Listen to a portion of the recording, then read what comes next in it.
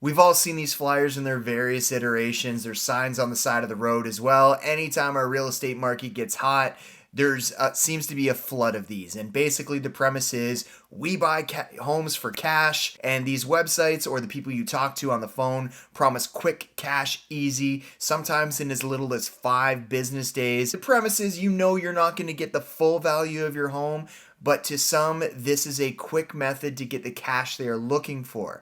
However, a lot of these companies operate under one guise, but their method is actually a completely different than just showing up, looking at your house, and offering you a check. Let's dive into this because there's a predatory angle to this that I absolutely despise. And I'm going to preface this by saying I'm a real estate agent in southwestern Ontario.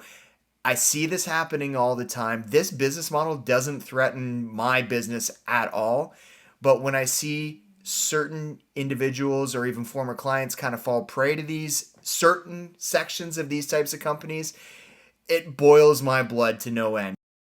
All right, so you might have seen this article being shared around social media lately. It's about a woman, Lori Thompson, who enlisted the services of one of these cash for homes companies, and she realized what kind of a mistake it was, but only after the fact. She's from Smithville, Ontario. Unfortunately, she fell into some hard times financially, and she was no longer going to be able to carry on paying the mortgage. She was falling behind, and she needed quick cash. So she looked up one of these companies and found one, entered into a contract with them, and quickly realized it was not as advertised.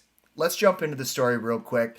Essentially, her mortgage was going to double. She wasn't going to be able to pay that. Her partner had unfortunately passed away recently, so she was the sole income earner of the house, which made things increasingly difficult. So she decided to turn to one of these companies that offered quick cash in your hand for your home. So she did her research and ended up coming across a company called Honest Home Buyers Incorporated, and think I have my own opinions about that name right off the hop, but the online reviews looked great, so she decided to give them a call. She got in touch with the owner of that company, Mike Chow, and decided to arrange a time where he could come through the townhouse and give her a valuation. Now, not all cash for homes companies are like this. There are some that are legitimately looking for houses that need a lot of renovation work. They'll do the work, flip it on the market, and sell for profit.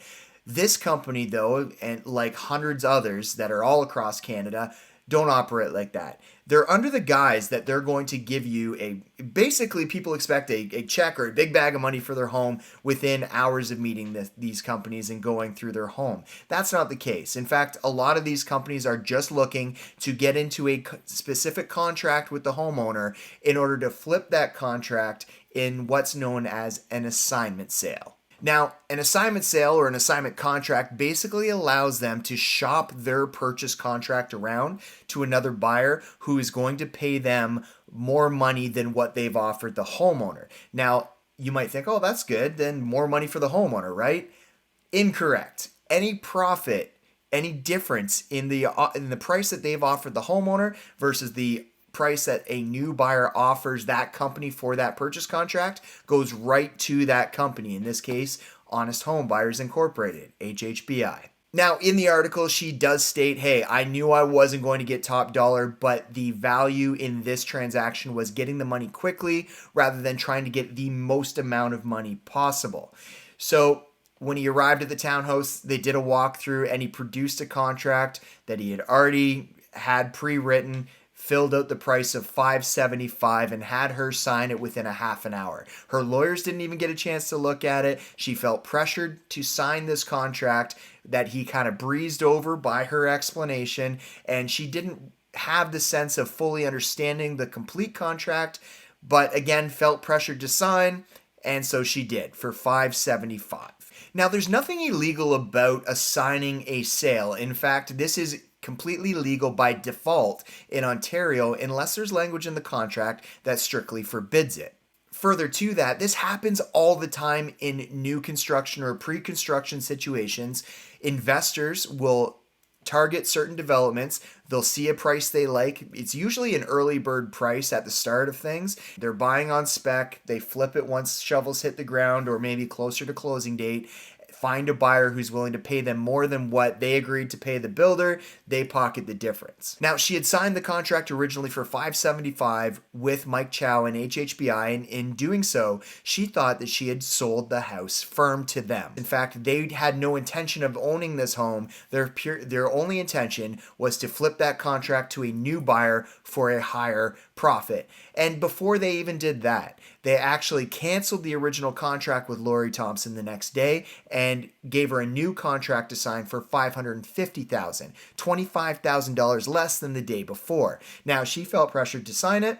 She ended up doing so, and this is where things took another turn. They sent cleaners and a photographer to her home as if they were actually going to list it on the MLS, which they did. They actually put it on the MLS because someone that worked for HHBI was a realtor as well. She wanted that quick cash solution and ended up being on the MLS anyway, having to deal with showings. Now, 3 weeks later, HHBI were able to find buyers. In fact, these new buyers were willing to pay HHBI $610,000 for their purchase agreement with Lori Thompson.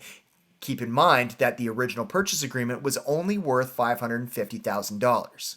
Unfortunately, Lori Thompson didn't see any of that extra $60,000. That was pocketed by HHBI. The new buyers were then responsible for the completion of that purchase contract because they were assigned the sale through a separate contract signed between them and HHBI. The deposit that those new buyers paid was most likely that $60,000 difference to ensure that HHBI received their profit no matter what happened with the deal. Now, in this case, the new buyers did in fact close on the deal. Lori got her $550,000 and HHBI walked away with their $60,000 profit, give or take their closing costs and lawyer fees. Now, again, I want to preface this by saying these types of companies do not threaten my business model at all. The only reason why I'm making a video on this is because sometimes there are people that look at these companies as a quick way to get quick cash and get out of whatever unfortunate financial situation they are in.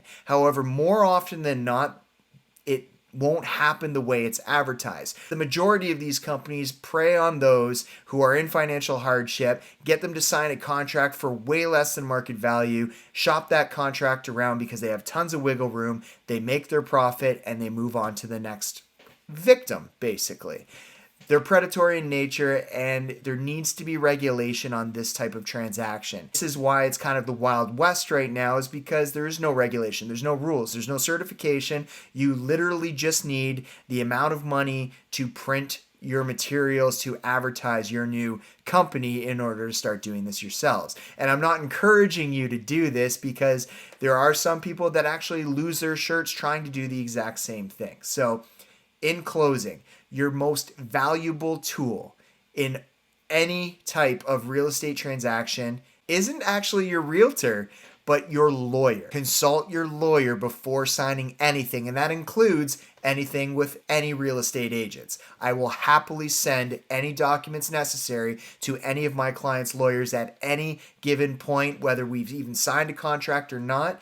My number one priority is making sure my clients understand the situation they're getting into and what options are available to them. As always, if you have any questions at all about how these types of companies work or how you can assign your own pre-construction purchase, shoot me a direct message, get in contact with me, and I'll be happy to guide you.